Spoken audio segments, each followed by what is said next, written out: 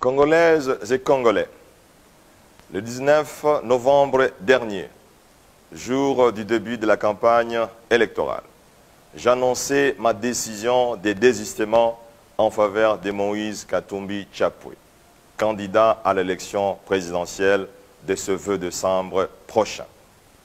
Par la même occasion, j'invitais les autres grands leaders, candidats présidents de l'opposition, de nous rejoindre.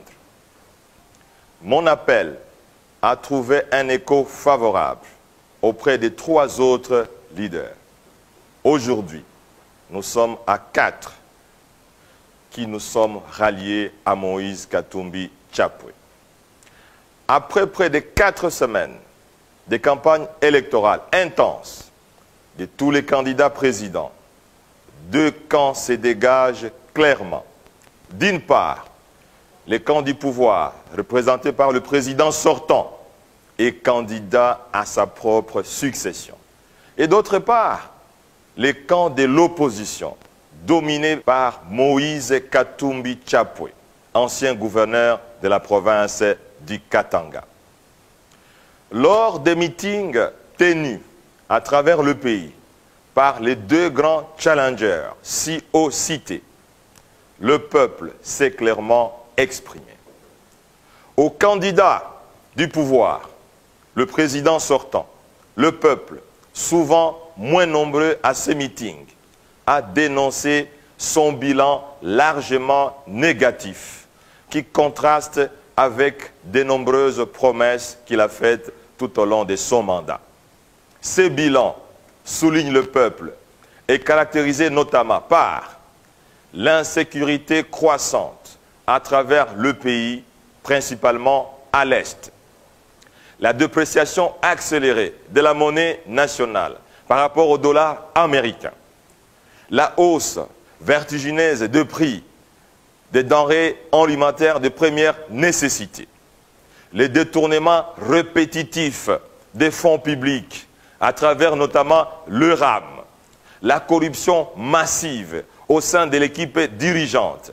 L'accumulation des arriérés des salaires, la détérioration des infrastructures de base, enfin, le chômage et la vie chère. En un mot, le peuple a dénoncé la détérioration accélérée de ses conditions de vie au cours de 5 dernières années au pouvoir du président sortant. En revanche, le peuple, toujours nombreux, a réservé un accueil chaleureux au candidat de l'opposition, Moïse Katumbi Tchapoué, qu'il considère désormais comme la solution à ces problèmes si haut dénoncés. Cet ancien meilleur gouverneur de province, connu aussi comme meilleur manager sportif du pays et un des meilleurs entrepreneurs congolais, apparaît aujourd'hui comme le choix du peuple face aux nombreux défis auxquels le pays fait face. C'est donc les candidats du changement, les candidats de l'espoir. S'il m'était demandé à cette étape de faire des pronostics objectifs, il se dégage clairement que le peuple a adressé un carton rouge au candidat du pouvoir et un carton vert au candidat leader de l'opposition. C'est dire que les candidats de l'opposition, Moïse Katumbi Tchapoué, devrait très largement l'emporter. Tel serait l'avis de la majorité du peuple congolais. Il est dès lors de mon devoir, en tant qu'un des grands leaders de l'opposition, d'inviter les camps du pouvoir à faire preuve de grandeur patriotique et d'amour pour le pays, pour accepter la volonté du peuple qui s'exprimera lors du scrutin du 20 décembre prochain. Je recommande aussi au président de la CENI de ne pas rater ce rendez-vous avec l'histoire en publiant le vrai résultat, expression du peuple, bureau de vote par bureau de vote.